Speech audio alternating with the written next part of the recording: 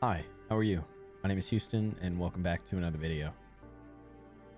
Yeah, I'm drinking coffee at 2 p.m. A little bit past my mark because I normally don't consume any caffeine within 10 hours of bedtime, but that's why it's decaf. Sometimes you're just craving the taste of coffee, but you don't want the caffeine.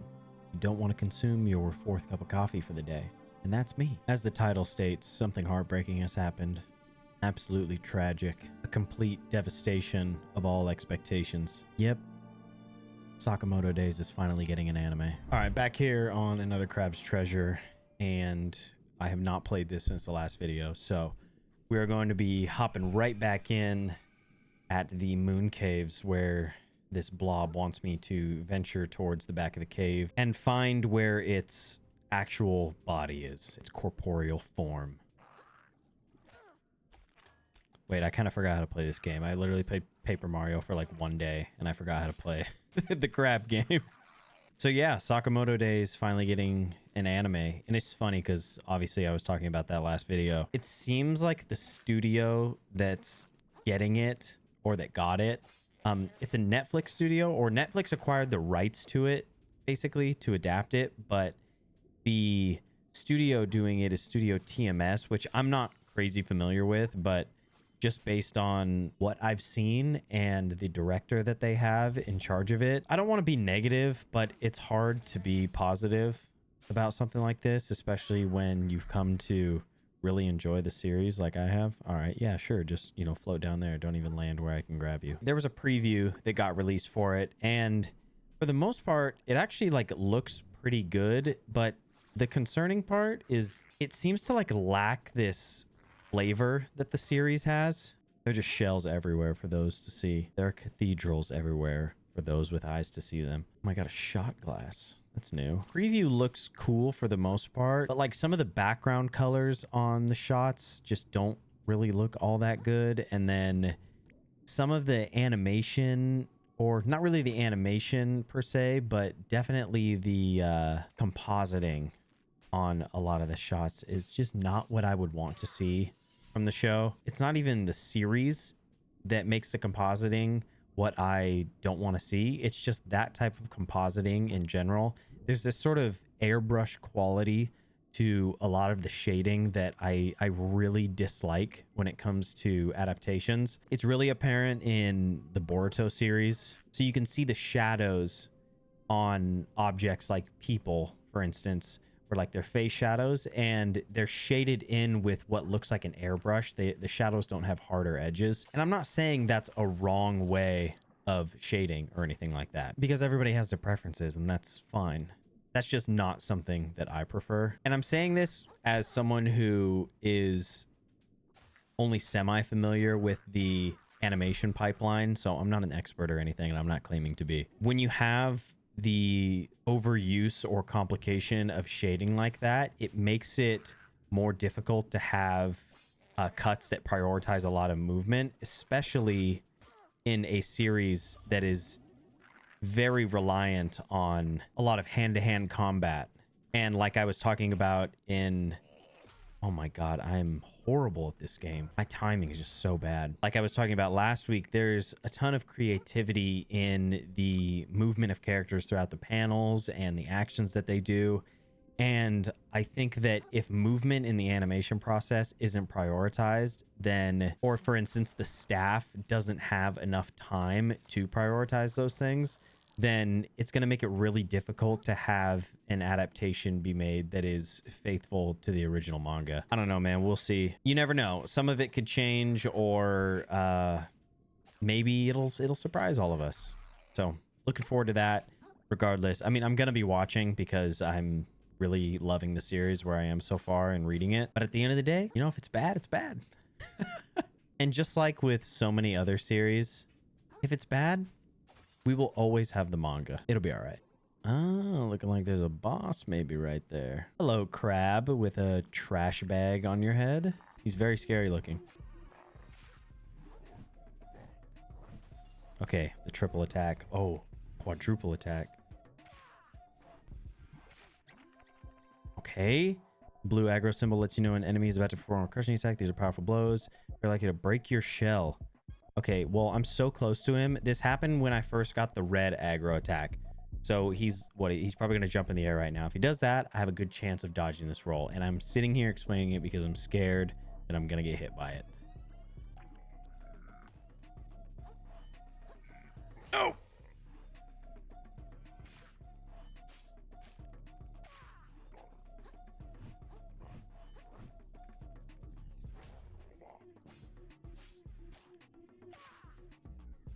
Okay, capsize attack. Let's go. Oh my god. Just destroyed. Pollution scoured. I wonder, okay, this is I think that this is where I'm gonna be able to use my skill points, or like my purple crystals. At long last, the hermit. Ooh, the powerful borderline sensual body of the moon snail. All right, I got teleportation. Parry. I saw it. Bring it back. So learn my skills. Oh, okay, that's why I have 43, because those cost 20 and 25. Jesus. I gotta get the riposte. I mean, I feel like I should get... Oh my god. Give me this dialogue every time I get a skill. I feel like I should get all 3 of these base skills, just because. What better person to practice it on than that crab that killed me a bunch during the last video, or the first video. One that embarrassed me. I'm coming back for it now. Okay, parrying is a little bit more difficult than I thought. I can't tell like what the timing is. Look at me crawling underneath the underneath the can. Okay, there it is. Nice. So it must be that sound. See if I can do it again. Yep, right there. And then there's the riposte. And there's me dying. What do we think? We think that I can kill this thing over here? All right, bring it on, executioner guy. With the bike lock and the razor blade. See, I struggled once against you, but no longer. Oh, that was a shell splitting attack. Wait. You just drove my party hat. What the fuck? Oh no. Am I dead? I feel like I'm dead. He's literally executing me. That's awesome. He just beheaded me in the courtyard outside the Palace of Versailles, like Louis the 17th. That's fucking crazy. Wow. God.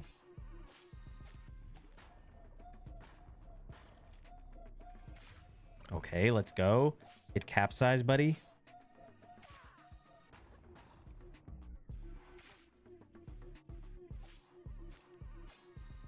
Dumbass lobster. Bring it on. Bring it on, son. No.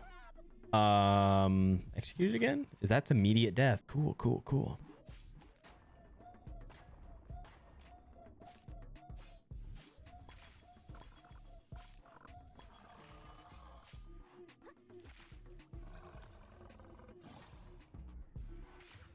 And get capsized.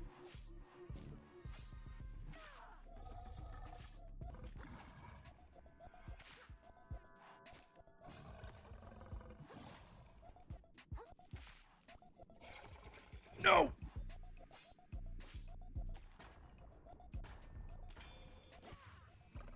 Huge.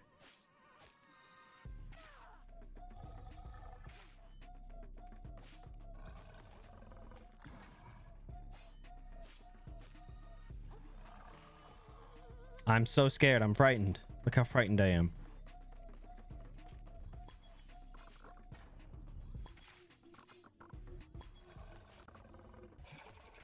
No! There's no way I messed this up, right?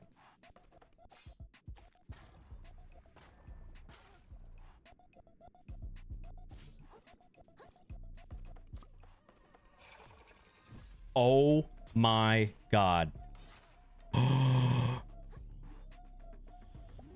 How does he do it? He survived. Yeah, get attacked by these bubbles, idiot.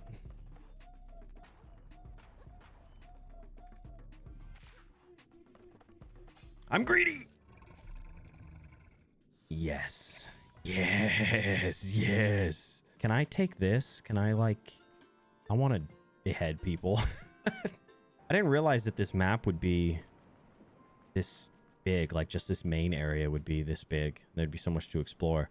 I'm assuming it like juts off into other areas as well. And those are the areas that you probably go to, like the cave that I went to find the pearl. Hell yeah, I feel accomplished. I feel like I'm I'm like starting to actually understand this game. So that's great. Paper Mario came out, and that game just it's perfect, man.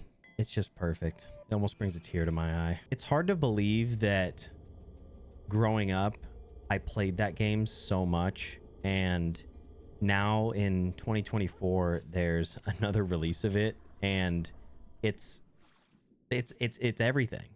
I couldn't ask for anything better than what was made of it. And I feel like to say that in 2024 is pretty crazy. It's not that good things are not being made in the year of 2024. I think when you look at the track record of a lot of remakes, especially of beloved titles like Thousand Year Door, you kind of get this upset feeling in your gut, and it really seems like there aren't a lot of reasons to be excited about them. With this, I mean, the graphical update, the music, just the effects, everything just seems so perfect. Well, it is so perfect. It doesn't seem so perfect.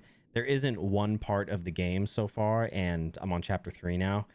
Glitzville, by the way, if you know, you know. Come on. There is nothing about it that I can critique. I mean, it's 5 stars across the board. And I am letting the nostalgia talk for me a little bit, because this is a game that's in my top 5 of all time. If you go to my backlogged account, it was one of the first games that I put in my top 5, and it hasn't moved from there ever since. Every once in a while, a game might move from the top 5, and that's okay, because obviously tastes develop, evolve, and things should move from your top 5, if I'm being honest, because I think that means that you're exploring new realms. There are some things that are just always going to be there. Some things that have a place in your mind. They have a folder in the file cabinet of your brain and of your memories that is just sacred, and it's one of those folders that just glows every time you open it. All right, what's going on here? It seems like the Duchess maybe got kidnapped and the castle got ransacked. Nice. Get a little fizzle in your life, buddy. Yeah. Fort Slacktide? Question mark? I think maybe I'm trying to be like too precise with my parry, and the window seems like a lot larger than maybe I'm assuming it is. I feel like the crabs getting strung up like that is just so I mean, it's like kind of macabre. What if I told you that I was gonna walk up to you with a party hat and it was a bazooka? What if I told you that? Yeah, it's really cool to be able to play a game like Paper Mario after so many years, and for it to still carry that same magic that it always had. Dude, you got to get out of that COD slop loop. I know the Black Ops 6 trailer just dropped, and the marketing looks really cool for it. It's like, oh, it's all lies, and it's 1991, the Gulf War, who knows, like 9/11 might be in the game. That would be wild.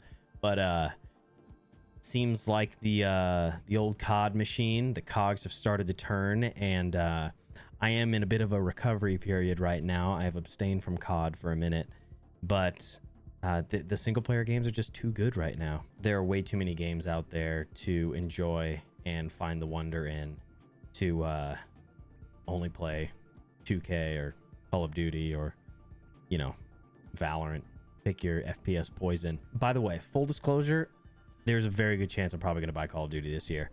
But at the end of the day, I'm not going to let it derail me from enjoying all the games, enjoying everything that this platform, this medium has to offer.